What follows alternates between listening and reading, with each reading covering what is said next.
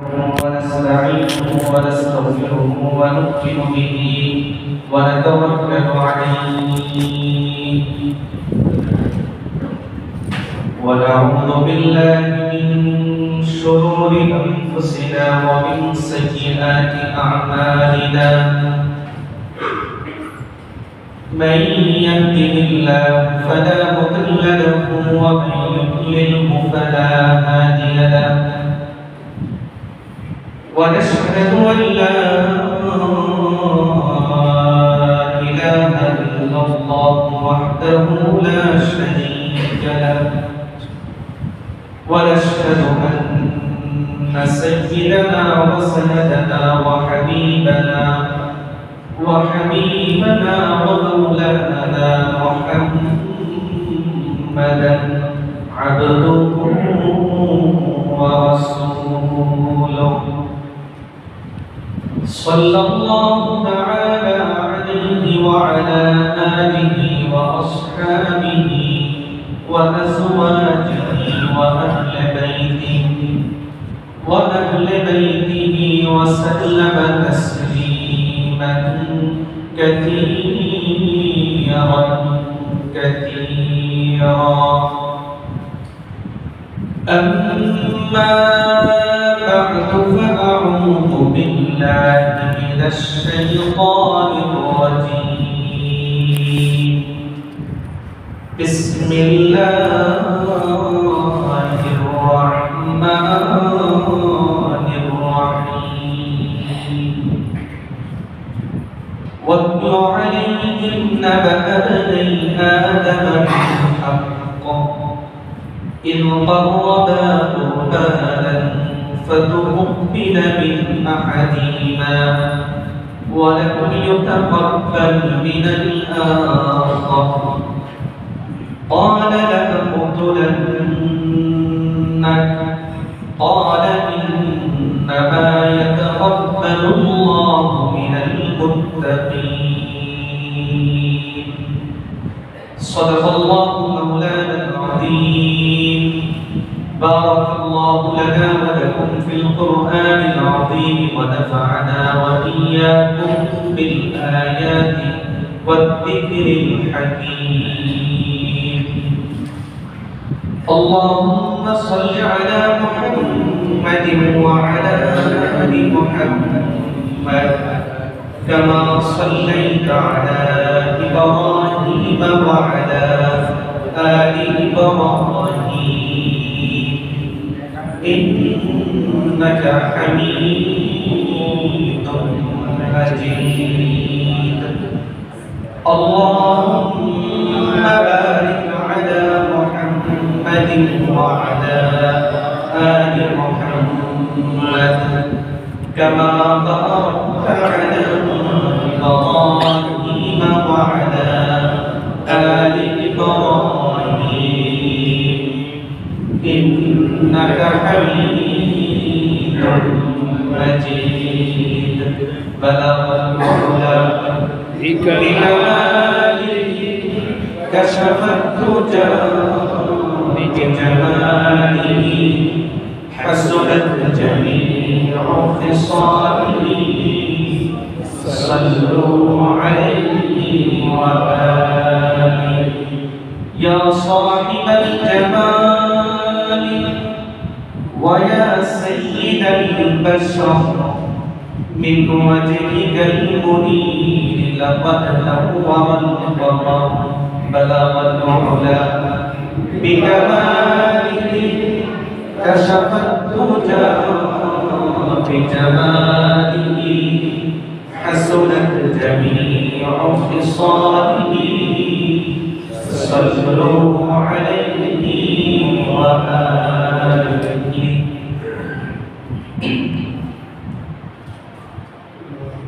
মহান আল্লাহ জাল্লা শানুহু ওয়া আম্মা ওয়ালহু অসংখ্য অগণিত শুকরিয়া আদায় করছি যে মহান রব্বুল আলামিন 1445 হিজরি সর্বশেষ মাস জিলহজ মাসে শেষ জুমার নামাজ আদায়ের পক্ষে তারই পবিত্র ঘর মসজিদের সপ্তাহের শ্রেষ্ঠতম দিন জুমার দিন, জুমার নামাজ আদায়ের লক্ষ্যে একত্রিত হওয়ার সমর্থ হওয়ার তৌফিক এবং সুযোগ দান করেছেন। যে মহান রব্বুল আলামিন আমাদেরকে সুস্থ রেখে হায়াতে রেখে জুমার নামাজ আদায়ের জন্য মসজিদ পর্যন্ত আসা এবং বসার তৌফিক এবং সুযোগ দিলেন, তারই শুকরিয়া আদায়ের নিয়তে আমরা সকলেই জবান খুলে বলার চেষ্টা করি আলহামদুলিল্লাহ।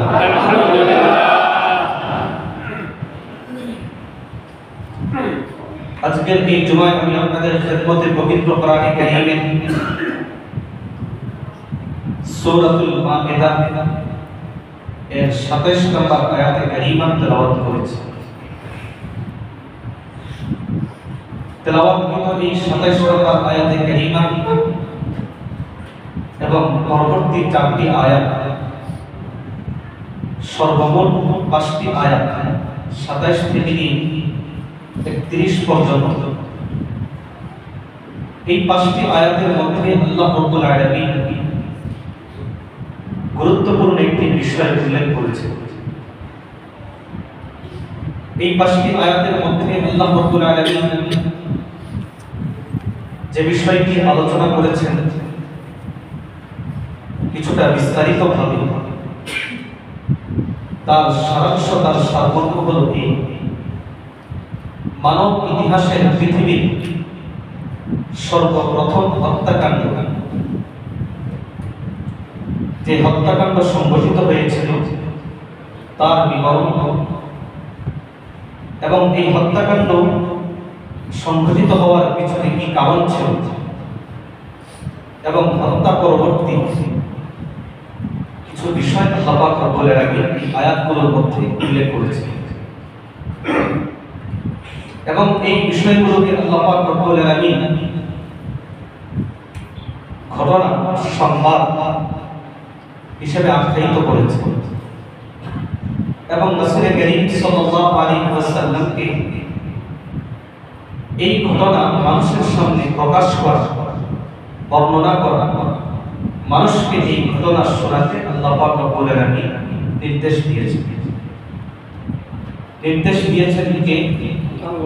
আল্লাহ রব্বুল আলামিন।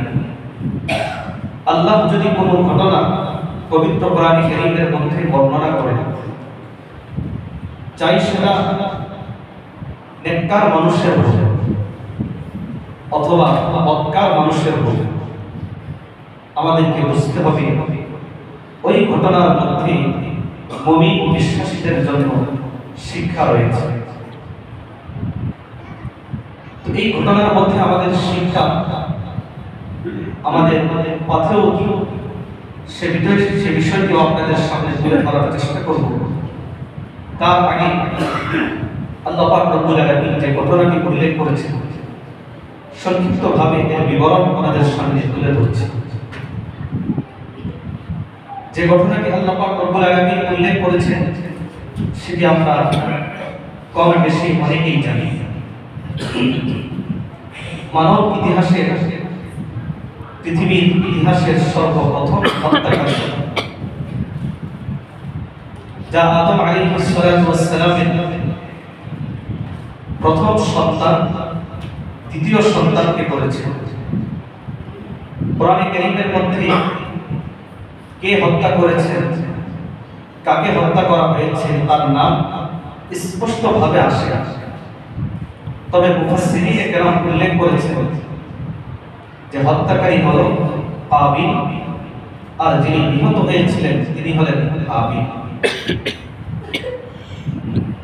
তো আদম আলাইহিস সালামকে যখন আল্লাহ রাব্বুল আলামিন এই পৃথিবীতে প্রেরণ করলেন, পাঠালেন, আল্লাহ পাক রব্বুল আলামিন যখন মানব বিস্তার করার ইচ্ছা করলেন, মানুষের বংশ এই পৃথিবীতে প্রসারিত হবে, বিস্তার লাভ করবে, এই বিষয়টি যখন আল্লাহ পাক রব্বুল আলামিন ইচ্ছে করলেন, তখন আল্লাহ পাক রব্বুল আলামিন আদম আলাইহিস সালামের এবং হাওয়া আলাইহিস সালামের গর্ভে ঔরসে যখনই সন্তান জন্ম লাভ করত, তখন আল্লাহ রাব্বুল আলামিন তাদের গর্ভে দুইজন সন্তান দান করতেন। একজন পুত্র সন্তান আর আরেকজন হলেন কন্যা সন্তান। এইভাবে প্রতিবার যখন তাদের গর্ভে, তাদের ঔরসে সন্তান ভূমিষ্ঠ হতো, প্রত্যেক বাড়ি দুইজন করে জন্মগ্রহণ করত। প্রসিদ্ধ বিধান আমরা সকলেই জানি, আপন ভাই তার আপন বোনকে বিবাহ করতে পারে না। ওই সময়ের মধ্যে আদম আলাইহিস সালাতু ওয়াস সালাম আর হাওয়া আলাইহিস সালাতু ওয়াস সালাম তারা হলেন স্বামী স্ত্রী। তাদের গর্ভে সন্তান জন্মগ্রহণ করলো আবিল, তার সাথে একজন কন্যা সন্তান যিনি দেখতে খুব সুন্দর। তো যেহেতু তারা আপন ভাই বোন, তাদের একে অপরকে বিবাহ করা জায়েজ নাই। তো আল্লাহ পাক রব্বুল আলামিন বিধান দিলেন যে এই আবিলের পরবর্তী গর্ভে আদম এবং হাওয়া আলাইহিস সালাতু ওয়াস সালামের পরবর্তী গর্ভে যে সন্তান জন্মগ্রহণ করবে, সেই সন্তানের সাথে প্রথম ঘরের কন্যাকে বিবাহ দেওয়া হবে, আর দ্বিতীয় ঘরের কন্যার সাথে প্রথম ঘরের সন্তানকে বিবাহ দেওয়া হবে। তো দ্বিতীয় গর্ভে জন্ম লাভ করা হলো হাবিল, এবং তার সাথে জন্মগ্রহণ করলেন একজন বোন, যিনি ছিলেন কালো, তার চেহারা এরকম সুন্দর ছিল। তো এখন নিয়ম হলো কাবিল বিবাহ করবে হাবিলের বোনে, যে দেখতে অসুন্দর, আর হাবিল বিবাহ করবে কাবিলের বোনে, যে দেখতে সুন্দর।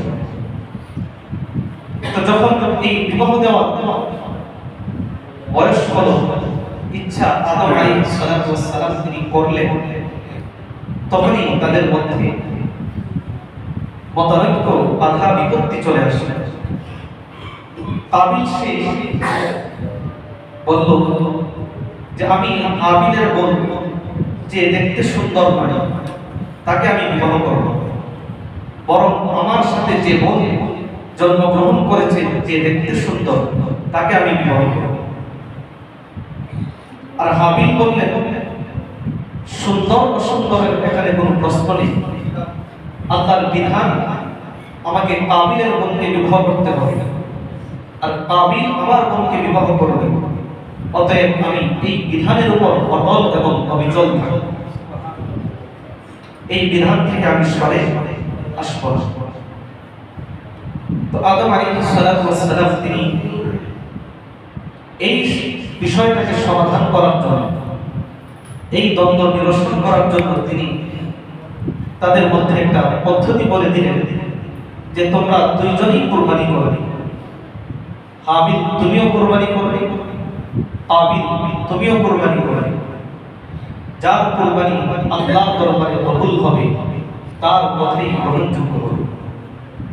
যদি কাবিলের কুরবানি কবুল হয়, তাহলে কাবিল সুন্দরী বোনকে বিবাহ করবে, আর যদি হাবিলের কুরবানি কবুল হয়, তাহলে হাবিল কাবিলের সুন্দরী বোনকে বিবাহ করবে। তো তখনকার সময় আল্লাহর পক্ষ থেকে কুরবানি কবুল হওয়ার, যে কুরবানি কবুল হয়েছে, এর একটা অন্যতম আলামত ছিল আল্লাহ আসমান থেকে আগুনের একটা টুকরা পাঠান। এই টুকরা যেই কুরবানিকে গ্রাস করে ফেলবে, খেয়ে ফেলবে, ভস্ম করে ফেলবে, জ্বালিয়ে ফেলবে, বুঝতে হবে তার কুরবানি আল্লাহর দরবারে কবুল হয়েছে।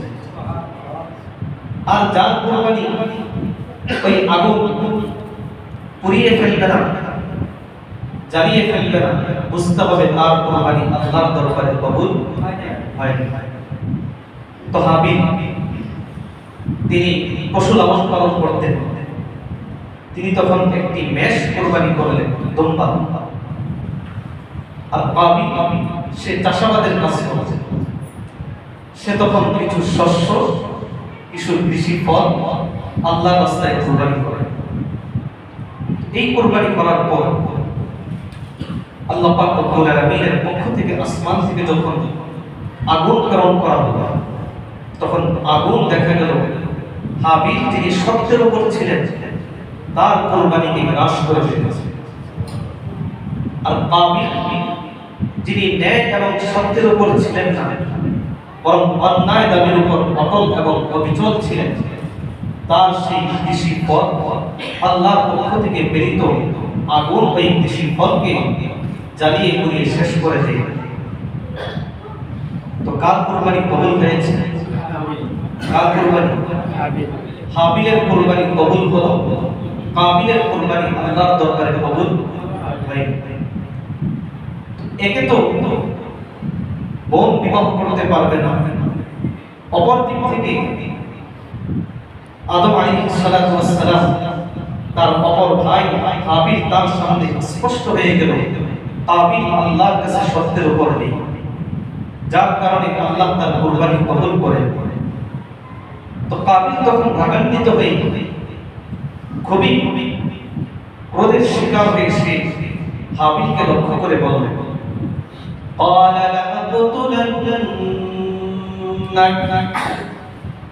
দেখো আমার কুরবানি কবুল হয়নি, তোমার কুরবানি কবুল হয়েছে, এই কারণে আমি তোমাকে অবশ্যই হত্যা করব, মেরে ফেলব। আমি তোমাকে হত্যা করে ফেলব, তোমাকে আমি এই দুনিয়া থেকে বিদায় করে দেব, এই দুনিয়ায় আমি তোমাকে আর বাঁচিয়ে রাখতে চাই না। হাবিল তিনি তখন তার ভাইকে বললেন, قال إنما يتقبل الله من المتقين। হে আমার ভাই কাবিল, আল্লাহ রাব্বুল আলামিনের নিকট আমার কুরবানি কবুল হলো, তোমার কুরবানি কবুল হয়নি। তুমি কৃষি ফল কুরবানি করেছো, আগুন আসমান থেকে তোমার কৃষি ফলকে জ্বালিয়ে দেয়নি। আমি তোমরা কবুল করলাম, আমার তোমাকে আসমান থেকে প্রেরিত আগুন পুড়িয়ে ফেললো, জ্বালিয়ে ফেললো, আমার কুরবানি কবুল হয়েছে। এই বিষয়টা আমার হাতে নয়, এই বিষয়টা আল্লাহ রাব্বুল আলামিনের হাতে। আর যার অন্তরের মধ্যে তাকওয়া থাকবে আল্লাহ তার কুরবানিকে তিনি কবুল করবেন। তোমার অন্তরের মধ্যে তাকওয়া নেই, এই জন্য তোমার কুরবানি কবুল করা হয়নি।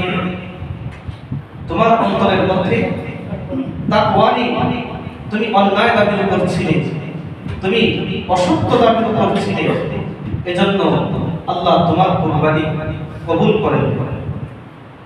তো কাবিল তার তো নিয়তি হলো হত্যা করা, তো সে তখন হাবিল তখন তিনি বললেন, লাইন বাসাতা ইলাইয়া ইয়াদাকা লিতাকতুলানি।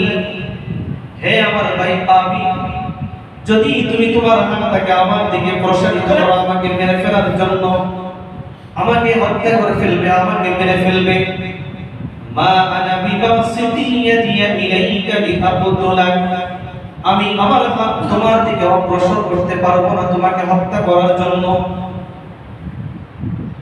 তুমি আমাকে পারো মারতে, কিন্তু আমি হাবিল, তুমি কাবিলকে মারতে পারি না। ইন্নী আখাফুল্লাহ রাব্বাল আলামিন, আমি যে তোমাকে মারবো না, আমি যে তোমাকে হত্যা করব না, এর কারণ হলো আমি বিশ্বজগতের প্রতিপালক আল্লাহকে ভয় করি। আমি চাই তোমার অন্যায়ের সাথে অন্যায়ের শিকার হয়ে যদি আমাকে হত্যার শিকার হয়ে নিহত হতে হয়, মাজলুম হতে হয়, আমাকে তোমার হাতে নিহত হতে হয়, আমি নিহত হব। নিহত হওয়ার কারণে তোমার আমল আমার মধ্যে যেমন তোমার গুনাহ থাকবে, আর আমি নিহত হওয়ার কারণে আল্লাহ আমার গুনাহগুলোকেও তোমার আমল নামার মধ্যে দিয়ে দিবেন। বিনিময়ে তুমি ফাতাকুনা মিনাল খাসিরিন, ক্ষতিগ্রস্তদের অন্তর্ভুক্ত হয়ে যাবে। তো এরপর আল্লাহ পাক রব্বুল আলামিন পবিত্র কোরআনে কারীমের মধ্যে উল্লেখ করেছেন যে কাবিল তিনি হাবিলকে হত্যা করেছেন, আর আদম আলাইহিস সালাতু ওয়াস সালাম তিনি এই সিদ্ধান্ত দেওয়ার পর যে কুরবানি যার কবুল হবে সেই আল্লাহর দরবারে হক প্রমাণিত হবে, যার কুরবানি কবুল হবে না সে আল্লাহর দরবারে ন্যায়ের উপর নেই, এই কথাটা প্রমাণিত হবে, এই সিদ্ধান্ত দেওয়ার পর তিনি ওই জায়গা থেকে মক্কায় চলে গিয়েছেন। তো মক্কায় চলে যাওয়ার পর এদিকে কাবিল হাবিলকে হত্যা করে ফেললেন। হত্যা করার পর আদম আলাইহিস সালাতু ওয়াস সালাম তিনি তো মক্কায় বসে আর এই ঘটনা জানেন। তাফসীরের কিতাবের মধ্যে এসেছে, তাফসীরে কুরতুবীর মধ্যে এসেছে যে আদম আলাইহিস সালাতু ওয়াস সালাম তিনি হঠাৎ করে একদিন দেখেন যে গাছপালার মধ্যে, ফল ফলাদির মধ্যে যেই স্বাদ পূর্বে ছিল সেই স্বাদ এখন আর তিনি অনুভব করতে পারেন। ফল ফলাদির স্বাদ নষ্ট হয়ে গিয়েছে। পানি যেটা সাধারণ যে তার প্রকৃতি ছিল তার থেকে বের হয়ে পানি এখন লবণাক্ত হয়ে গিয়েছে। ফল ফলাদি যেগুলো মিষ্টি হওয়ার কথা সেগুলো এখন টক হয়ে গিয়েছে। খাবার যেগুলো স্বাদ পূর্বে তার ছিল তাদাইয়াতিল আতঈমা, খাবারের স্বাদ পরিবর্তন হয়ে গিয়েছে। তো আদম আলাইহিস সালাতু ওয়াস সালাম তিনি যখন এই পরিবর্তনটা দেখলেন যে হঠাৎ করে দুনিয়ার সব কিছুর মধ্যে পরিবর্তন, ফলের স্বাদ নেই, খাবারের সেই স্বাদ আগের মতো নেই, পানি সেই আগের স্বাদ নেই, ফল ফলাদি টক হয়ে গিয়েছে যেগুলো বৃষ্টি হওয়ার কথা। তো তখন তিনি বললেন ক্বাদ হাদাথা ফিল আরদি হাদাথুন, অবশ্যই এই জমিনের মধ্যে কোনো অঘটন ঘটেছে। কোনো অঘটন বাস্তবে ঘটেছে কিনা? সেটি কি? মানব হত্যা। কি? মানব হত্যা। তো তাফসীরের কিতাবের মধ্যে এসেছে এই যে মানব হত্যা যখন পৃথিবীর মধ্যে অন্যায়ভাবে যখন মানুষকে হত্যা করা হবে তখন পৃথিবীর অবস্থা পরিবর্তন হয়ে যাবে। যেই বরকত ফলের মধ্যে থাকার কথা সেই বরকত থাকবে না, যেই বরকত মাছের মধ্যে থাকার কথা সেটা নষ্ট হয়ে যাবে, যেই বরকত গাছের মধ্যে থাকার কথা সেটা আল্লাহ তুলে নেবেন, যেই বরকত জমিনের উৎপন্ন শক্তি ছিল সেটাও আল্লাহ তুলে নেবেন। কেন? মানব হত্যার কারণে। মানব হত্যা যখন হবে, আমরা তো এখন বলি যে আগের স্বাদ এখন আর পাওয়া যায় না, ফলের যেই স্বাদ ছিল সেটা এখন আর নেই, মাছের মধ্যে যেই স্বাদ ছিল সেটা এখন আর অনুভব করা যায় না। কেন যায় না? এমনি পরিবর্তন হয়ে গেল। কি বলেন? এমনি পরিবর্তন হয়ে গিয়েছে। ফল আগের মতো স্বাদ হয় না এমনি না, বরং পৃথিবীর মধ্যে যখন অন্যায় অবিচার ফাসাদ দেখা দিবে তখন জমিনের বরকত আল্লাহ তুলে নেবেন। হাদিস শরীফের মধ্যে এসেছে যে আল্লাহ বরকত তুলে নেন কিভাবে। আবু হুরায়রা রাদিয়াল্লাহু তাআলা আনহু, যিনি রাসূলের একজন সাহাবী, রাসূল থেকে প্রায় 5374টা হাদিস তিনি বর্ণনা করেছেন। সুবহানাল্লাহ, 5374টা হাদিস। রাসূলকে মাত্র পেয়েছেন 5 বছর। 7ম হিজরিতে ইসলাম ধর্ম গ্রহণ করেছেন। রাসূল 11 হিজরিতে ইন্তেকাল করেছেন। তো এই 5 বছর কিংবা 4 বছর এর মধ্যে তিনি প্রায় 5374টা হাদিস তিনি বর্ণনা করেছেন। তো এই আবু হুরায়রা রাদিয়াল্লাহু তাআলা আনহু তিনি একদিন কিছু খেজুর নিয়ে আল্লাহর নবীর কাছে আসলেন। তিনি খুব দরিদ্র ছিলেন, রাসূল সাল্লাল্লাহু আলাইহি ওয়াসাল্লামের সাথে সব সময় থাকতেন। তো তিনি রাসূলকে এসে বললেন, ইয়া রাসূলুল্লাহ, খাবারের ব্যবস্থা আমার নেই, একবার খাবার গ্রহণ করলে দ্বিতীয়বার গ্রহণ করতে পারবো কিনা সেই নিশ্চয়তা আমার নেই। খাবারের জন্য আমার অপেক্ষায় থাকতে হয়, তখন আমি জমিনে লুটিয়ে পড়ি, সব কিছু আপনার কাছ থেকে হাদিস শুনতে চাই, আর দুনিয়া ছেড়ে দিয়েছি আপনার কাছ থেকে যাতে কোনো হাদিস না ছুটে যায়, এই জন্য আমার খাবারের ব্যবস্থাও আমি করতে পারি না। কিছু খেজুর আপনার সামনে আনলাম, আল্লাহর রাসূল আপনি একটু বরকতের দোয়া করে দেন যাতে এই খেজুরগুলো নিয়ে আমি চলতে পারি। রাসূল করিম সাল্লাল্লাহু আলাইহি ওয়াসাল্লাম আবু হুরায়রা রাদিয়াল্লাহু তাআলা আনহুর কাছ থেকে ওই খেজুরগুলো নিলেন। খেজুরগুলো নিয়ে আল্লাহর নবী সবগুলো খেজুরগুলোকে একত্রিত করলেন, কয়েকটা খেজুর। আল্লাহর নবী এই খেজুরগুলোর মধ্যে আবু হুরায়রার জন্য বরকতের দোয়া করলেন আর বলে দিলেন, ইয়া আবু হুরায়রা, এই খেজুরগুলো তুমি একটা থলের মধ্যে রাখবে, একটা ব্যাগের মধ্যে তুমি রাখবে। যখন তোমার প্রয়োজন হবে তখন তুমি হাত ঢুকিয়ে একটা একটা করে খেজুর নেবে, কিন্তু কখনোই খেজুরের থলেগুলো তুমি উল্টিয়ে সবগুলো খেজুর বের করে ফেলবে না। যখন তোমার প্রয়োজন হবে একটা একটা করে বের করবে আর নিবে, কিন্তু কখনোই ব্যাগ ছেড়ে সবগুলো খেজুর একসাথে নিয়ে যাবে। আবু হুরায়রা রাদিয়াল্লাহু তাআলা আনহু বলেন, বিশ্বনবী মুহাম্মদুর রাসূলুল্লাহ সাল্লাল্লাহু আলাইহি ওয়াসাল্লামের এই নির্দেশ পালন করার জন্য আমি যখনই প্রয়োজন হয় তখনই আমি খেজুরগুলো নেই, কখনোই আমি ব্যাগগুলো থেকে একবারে খেজুর বের করে ফেলি না। এইভাবে আমি নিজেও খেজুর খাই, গরিব অসহায় ব্যক্তিদেরকেও আমি খেজুর খাওয়াই। মনকে মন খেজুর আমি এই ব্যাগ থেকে বের করেছি, মনকে মন খেজুর আমি এই ব্যাগ থেকে বের করেছি। খেজুর রেখেছিলেন কয়টা? তামাওয়াতি, হাদিস শরীফের মধ্যে এসেছে কয়েকটা, 3 থেকে 10। তো এই 3 থেকে 10 এই খেজুরগুলো থেকে বরকত লাভ করে তিনি বলেন, আমি নিজেও খেয়েছি, গরিব অসহায় ব্যক্তিদেরকেও আল্লাহর রাস্তায় দান করেছি, মনকে মন আল্লাহর রাস্তায় দান করেছি। সবগুলো কার বরকত? কার বরকত? রাসূল করিম সাল্লাল্লাহু আলাইহি ওয়াসাল্লামের দোয়ার বরকত। তো এই যে দোয়ার বরকত হাদিস শরীফের মধ্যে এসেছে যে হযরত ওসমান রাদিয়াল্লাহু তাআলা আনহু তিনি যেদিন ইন্তেকাল করেন, ব্যাগটা সব সময় আবু হুরায়রা রাদিয়াল্লাহু তাআলা আনহু কোমরের মধ্যে লাগানো থাকত, যখন প্রয়োজন হতো তিনি বের করে দিতেন। তো 35 হিজরি হযরত ওসমান রাদিয়াল্লাহু তাআলা আনহু শাহাদাত বরণ করেন, তাকে অন্যায়ভাবে হত্যা করা হয়। এই অন্যায়ভাবে যেদিন তাকে হত্যা করা হয়, ওই দিন আবু হুরায়রা রাদিয়াল্লাহু তাআলা আনহু বলেন, আমার ওই বরকতের থলি আমার কোমর থেকে ছুটে গিয়ে কোথায় পড়লো, কখন পড়ে গিয়েছে সেটা আমি অনুভব করতে পারিনি, সাথে সাথে আমার বরকতের সেই থলি শেষ। এখন কয়দিন খেয়েছেন আবু হুরায়রা রাদিয়াল্লাহু তাআলা আনহু?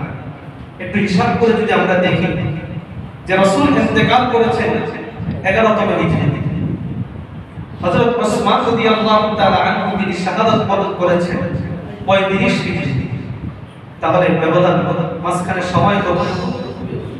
25 বছর। যদি আমরা রাসূলের ইন্তেকালের সময় থেকে ধরি তাহলে 25 বছর যাবত তিনি কয়েকটা খেজুরের বরকত তিনি এমন ভাবে লাভ করেছিলেন যে 25 বছর তিনি একাধারে এই খেজুরের ব্যাগ থেকে তিনি খেজুর খেয়েছেন। খেজুর আর কখনো রাখতে হয়নি, শুধু বের করেছে। তো এই যে বরকতটা নষ্ট হয়েছে কেন? ওসমান রাদিয়াল্লাহু তাআলা আনহুকে যেদিন অন্যায়ভাবে হত্যা করা হয়েছিল, আল্লাহ তখন ওই বরকতের থলি বরকত আল্লাহ তখন তুলে নিয়েছে। তো এভাবেই আল্লাহ পাক রব্বুল আলামিন যখনই অন্যায় হবে, অবিচার হবে, যখনই জমিনের মধ্যে মানুষকে অন্যায়ভাবে হত্যা করা হবে, যখনই সমাজের মধ্যে মানুষের জানের নিরাপত্তা থাকবে না, মানুষকে সামান্য তুচ্ছ-তাচ্ছিল্য বিষয়ের কারণে হত্যা করা ফেলবে, আল্লাহ জমিন থেকে তখন বরকত তুলে নেবেন। এজন্য আজকের মুরব্বীরা তারা তাদের যৌবনকালে, তাদের শৈশবকালে যে ফলের স্বাদ অনুভব করতেন, আজকের যুবকরা কিন্তু আমরা সেই স্বাদ পাই না, সেই মাছের স্বাদ কিন্তু আমরা অনুভব করি না। এর পিছনে কারণ হলো জমিনের অন্যায়, জমিনের অবিচার, জমিনের মধ্যে মানুষকে অন্যায়ভাবে হত্যা করা। তো আদম আলাইহিস সালাতু ওয়াস সালাম তিনি যখন দেখলেন পৃথিবীর অবস্থা আগের মতো নেই, সবকিছু পরিবর্তন হয়ে গিয়েছে, তিনি তখন ওই হত্যা স্থানে আসলেন এসে দেখলেন বাস্তবেই পৃথিবীর মধ্যে একটি অঘটন ঘটেছে, সেটি হলো কাবিল হাবিলকে হত্যা করেছে। এই হত্যার পরবর্তী অবস্থা আল্লাহ পাক রব্বুল আলামিন বলেন যে কাবিল তখন খুব চিন্তিত পেরেশান যে হাবিলের লাশটা সে এখন কি করবে। কারণ পৃথিবীতে এর আগে কোনো মানুষকে মৃত্যুবরণও করেনি, কোনো মানুষকে হত্যাও করা হয়নি। আজকের যে দাফন পদ্ধতি সেটাও কাবিলের জানা ছিল না, যেহেতু পৃথিবীর ইতিহাসের প্রথম হত্যা। তো তখন সে নিরুপায়, কি করবে, কোনো পদ্ধতি তার সামনে নেই। আল্লাহ পাক রব্বুল আলামিন বলেন ফাবাআথাল্লাহু গুরাবান ইয়াবহাথু ফিল আরদ, আল্লাহ তখন আসমান থেকে একটা কাক পাঠালেন। কাক যখন পাঠালেন, ওই কাক জমিনের মধ্যে মাটি খুঁড়তে শুরু করলো। কি করতে শুরু করলো? মাটি খুঁড়তে শুরু করলো। কেন খুঁড়লো? আল্লাহ বলেন লিউরিয়াহু কাইফা ইওয়ারি সাওআতা আখি, এই উদ্দেশ্যে কাক মাটি খুঁড়েছে। তার এই খোরাক পিছনে আল্লাহ হিকমত রেখেছেন, আল্লাহ এই উপকার বর্ণনা করেছেন যাতে কাবিল তার ভাইকে কিভাবে দাফন করবে সেই পদ্ধতি সে এখান থেকে জেনে গেছে। তো তখন কাবিল ওই কাকের কাছ থেকে শিক্ষা গ্রহণ করে সে মাটি খুঁড়ে ওই গর্তের মধ্যে তার ভাই হাবিলকে দাফন করেছে।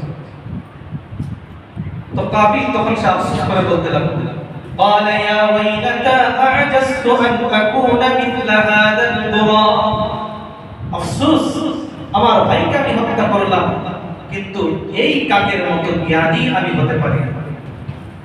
আমি বড় হয়েছি ঠিক, কিন্তু আমার ভাইকে দাফন করতে হবে সেই জ্ঞানটুকু আমার মধ্যে নাই, শিখতে হয়েছে একটা সামান্য কাকের কাছে।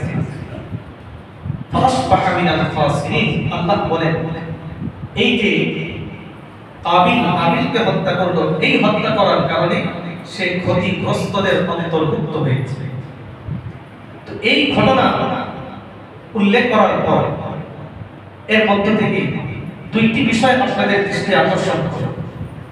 এর মধ্যে একটি বিষয় হলো যে এই ঘটনা থেকে আমাদের শিক্ষাটুকু কি, যে আল্লাহ বর্ণনা করতে বললেন, আমাদের শিক্ষাটুকু কি, এর শিক্ষাটুকু আপনাদের সামনে সংক্ষিপ্ত ভাবে তুলে ধরার জন্য সহিহ বুখারীর একটি হাদিস উল্লেখ করছে। আল্লাহ নবী বলেন লা তুকতালু নাফসুন যুলমান ইল্লা কানা আলা ইবনি আদম আল-আউওয়ালি কিফলুন মিন দামিহা, যে কাবিল হাবিলকে হত্যা করার পর এই পৃথিবীতে যখনই কোনো মানুষকে অন্যায়ভাবে হত্যা করা হয়, কিভাবে হত্যা করা হবে?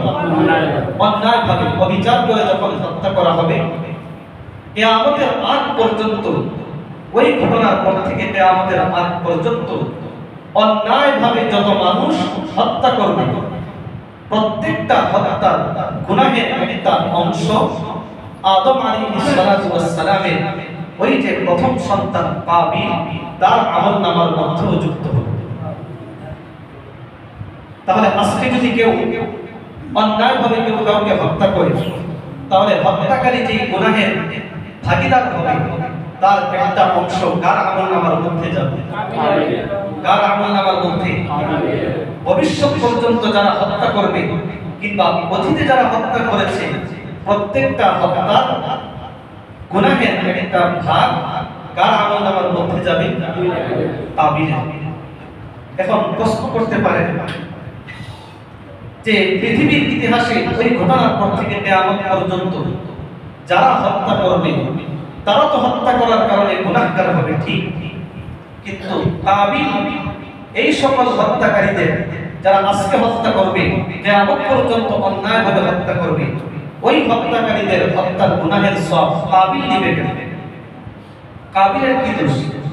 কাবিল তো আজকে কোনো মানুষকে অন্যায়ভাবে হত্যা করেনি, কিয়ামত পর্যন্ত যারা অংশগ্রহণ করবে তাদেরকে তো কাবিল হত্যা করেনি, তাহলে কাবিলের ভাগে কেন গুনাহ যাবে? আল্লাহ নবী বলেন লিআন্নাহু আউওয়ালু মান সান্নাল কাতলা, এই পৃথিবীর মধ্যে কাবিলের আমলনামার মধ্যে প্রত্যেকটা গুনাহের একটা অংশ তার আমলনামার মধ্যে যাবে। কেন যাবে? কাবিল তো হত্যা করেনি, কাবিল এই পৃথিবীর এখনকার কোনো মানুষকে হত্যা করেনি, কিয়ামত পর্যন্ত কোনো মানুষকে সে হত্যা করবে না। তারপর হত্যার গুনাহের একটা অংশ তার আমলনামার মধ্যে কেন যাবে? কারণ সে এই গুনাহের পদ্ধতির প্রচলন সে করেছে। কেন তার আমলনামায় যাবে? এই যে আজকের হত্যা, সবগুলো হত্যা দিক নির্দেশনাকারী, সবগুলো হত্যার পথ প্রদর্শক হলো ওই হাবিল।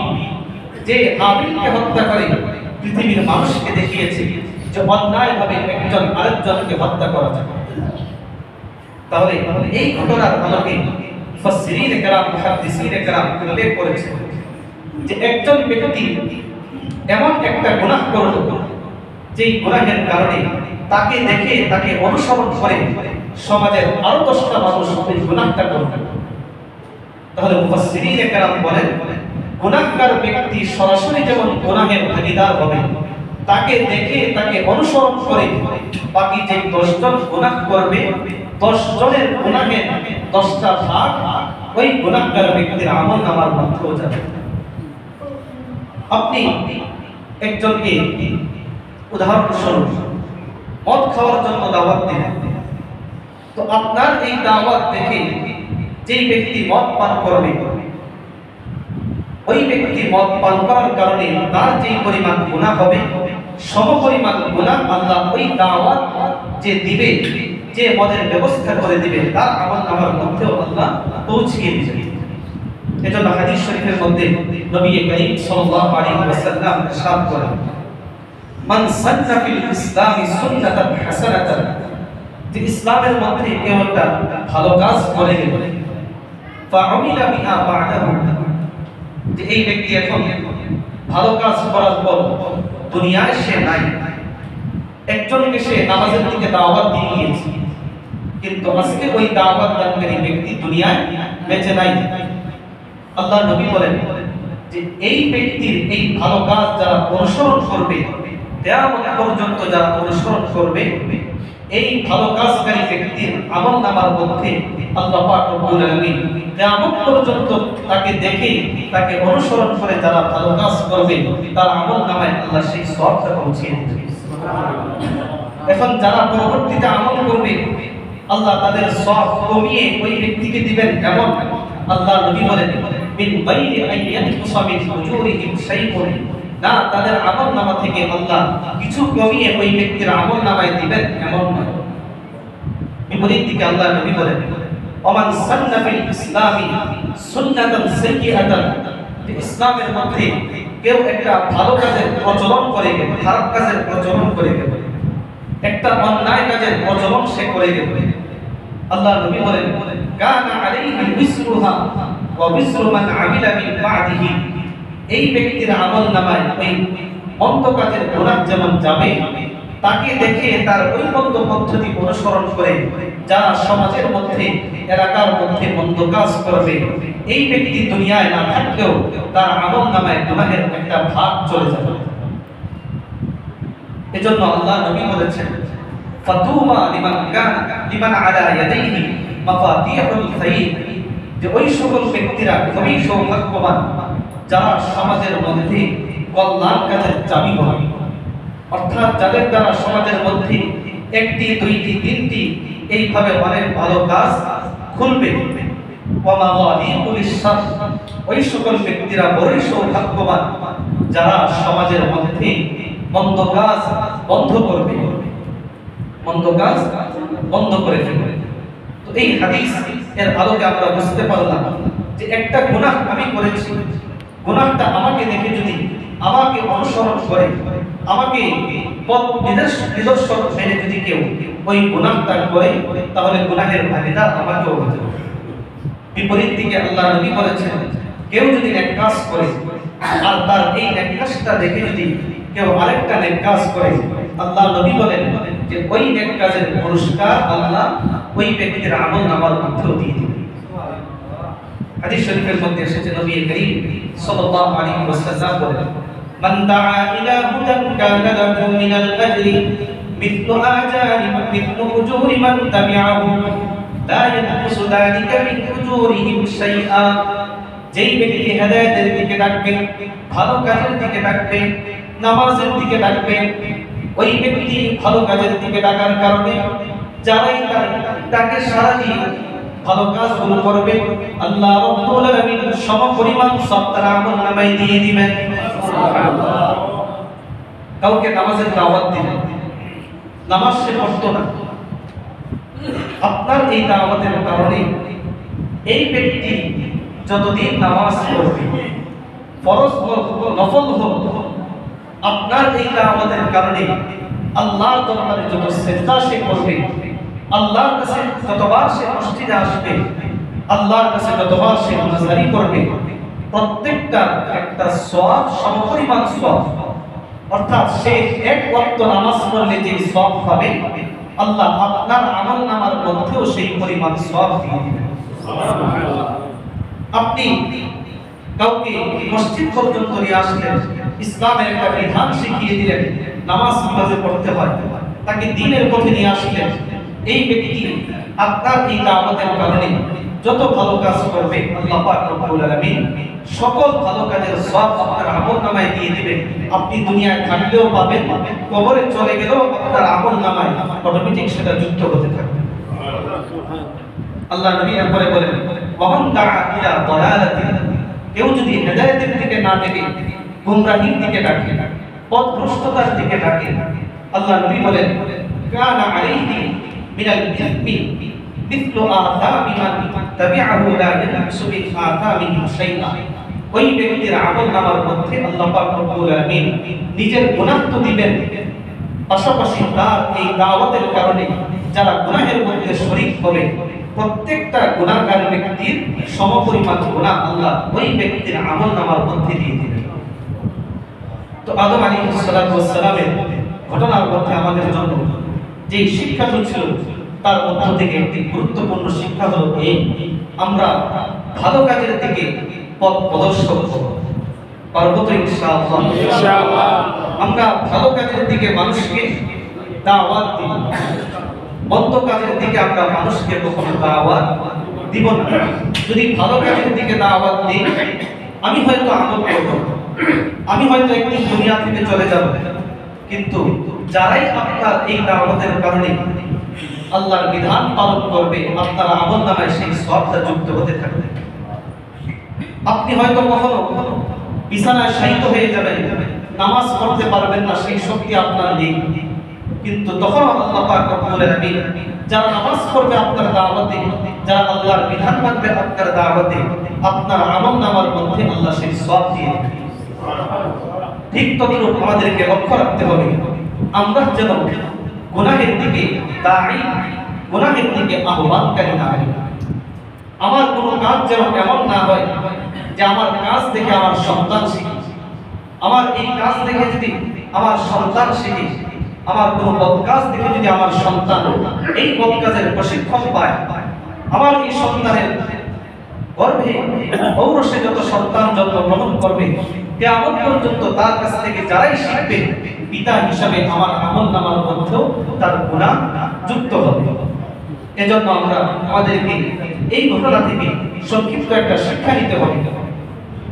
শিক্ষাটুকু খুবই ছোট, কিন্তু লাভ অনেক, আবার ক্ষতিও অনেক বেশি।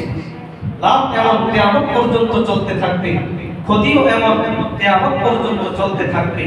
এজন্য আমাদেরকে প্রতিজ্ঞা করতে হবে, ভালো কাজ করব, ভালো কাজের দিকে দাওয়াত দিব, মন্দ কাজ করব না, মন্দ কাজের দিকে কাউকে উৎসাহিত করব না।